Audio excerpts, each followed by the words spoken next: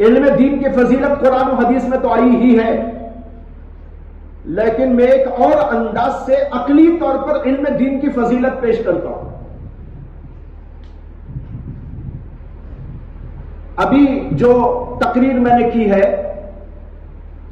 اس سے آپ کو یہ بات معلوم ہوئی کہ جسم ہمارا سواری ہے، اس سواری میں جو سوار ہے وہ ہے روح۔ روح اصل ہے، جسم اس کے لیے سواری کی طرح ہے۔ یہ ایسا ہے جیسے کار اور کار کے اندر بیٹھا ہوا آدمی۔ کار تو ضرورت کے لیے آدمی استعمال کرتا ہے، وہ اس کے تابع ہے۔ اصل جو ہے وہ اندر بیٹھا ہوا آدمی ہے۔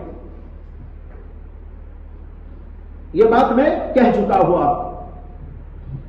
دنیا میں بہت سارے لوگ دنیاوی علوم کو بہت فضیلت مآب سمجھتے ہیں اور اس کے مقابلے میں دنیا کے علم کو معمولی دین کے علم کو معمولی سمجھتے ہیں۔ ایسے لوگوں کو سمجھانے کے لیے ایک عقلی طور پر میں مثال دیتا ہوں جو انشاءاللہ بہت واضح طور پر لوگوں کو سمجھ میں آ جائے گی۔ پہلے ایک مثال سمجھو کہ ایک آدمی ہے، کار میں بیٹھا ہوا ہے، کار خراب ہو گئی۔ کون آئے گا کار کی خرابی کی اصلاح کرنے کے لیے؟ میکینک ہے نا، میکینک آئے گا کار کو ریپیئر کرنے کے لیے۔ کار میں جو بیٹھا ہوا آدمی ہے وہ اگر بیمار ہو گیا تو اس کا علاج کرنے کون آئے گا؟ زور سے بولو، ڈاکٹر آئے گا۔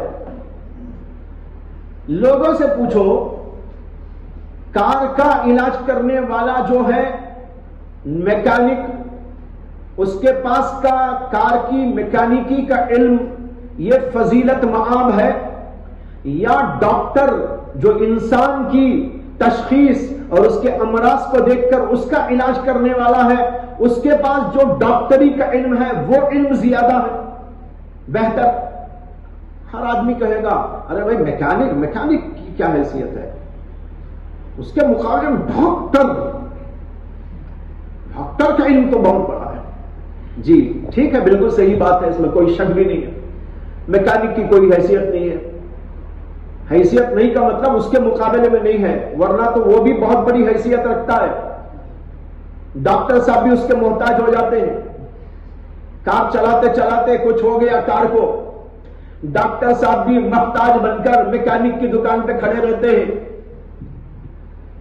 بڑے سے بڑا آدمی ہو اس کی بھی ضرورت پڑ جاتی ہے۔ بہرحال اس کی حیثیت ہے، لیکن ڈاکٹر کے مقابلے میں سمجھتے ہیں اس کی کوئی حیثیت نہیں۔ ٹھیک، اب سمجھانا یہ ہے، ہمارے جسم کو بیماری آ جائے تو کون آتا ہے علاج کرنے؟ ڈاکٹر۔ ہماری روح کو بیماری آ جائے تو کون آتا ہے اصلاح کرنے؟ عالم اور علم دین کا ماہر۔ روح بیمار ہو جائے تو ڈاکٹر کچھ نہیں کر سکتا۔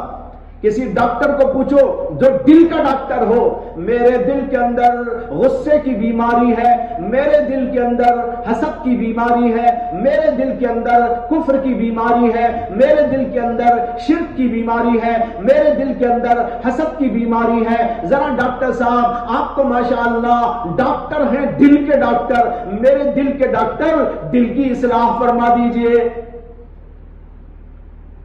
اسے تو سمجھ میں نہیں آئے گا، وہ سوچے کیا بول رہے؟ آپ کو تو میں دیکھا ہے، کیا بھی تو نہیں ہے نا؟ اسے تو یہ الفاظ بھی سمجھ میں نہیں آئیں گے، علاج کیا کرے گا؟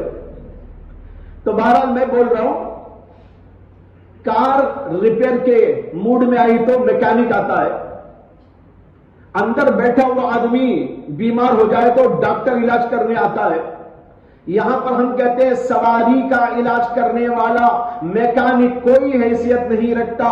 جو اندر بیٹھا ہوا آدمی وہ بیمار ہو جائے تو اس کا علاج کرنے والا جو ڈاکٹر آتا ہے وہ بہت بڑا فضیلت مآب ہے. اب ہم کہتے ہیں کہ جب ہمارا جسم بیمار ہو جاتا ہے تو ڈاکٹر صاحب علاج کرنے کے لیے آتے ہیں, اور جب ہماری روح بیمار ہو جاتی ہے علماء اس کے علاج کرنے کے لیے آیا کرتے ہیں. اب بتاؤ ہمارے جسم کو علاج کرنے والا یعنی ہماری روح کی سواری کا علاج کرنے والا وہ ڈاکٹر افضل ہے, یا ہماری روح کا علاج کرنے والا جو عالم ہے وہ زیادہ فضیلت مند ہے؟ سمجھ میں آیا کہ نہیں آیا؟ بالکل واضح طور پر سمجھ میں آ جائے گا. یہ علم ہماری روح کا علاج کرنے والا ہے. ڈاکٹر تو جسم کا علاج کرے گا, ہڈیوں کا علاج کرے گا, نسوں کا علاج کرے گا, ہاتھ پیر کا علاج کرے گا, بالوں کا علاج کرے گا, چمڑے کا علاج کرے گا, دانتوں کا علاج کرے گا, پیٹ کا علاج کرے گا, معدے کا علاج کرے گا. یہ علاج کرنے والا. اور ایک وہ ہے جو ہمارے اندر کی روح کا علاج کرنے والا, یہ عالم دین ہوتا ہے, یہ شیخ المشائخ ہوتا ہے, یہ استاذ الاساتذہ ہوتا ہے, یہ قرآن و حدیث کا ماہر ہوتا ہے, یہ وہ ہوتا ہے جو مفسر ہوتا ہے, جو محدث ہوتا ہے, جو فقیہ ہوتا ہے, جو عظیم اس کا ماہر وہ آدمی آتا ہے. اس سے معلوم ہو گیا یہ علاج کرنے والا سارے علوم میں سب سے زیادہ بلند ہے.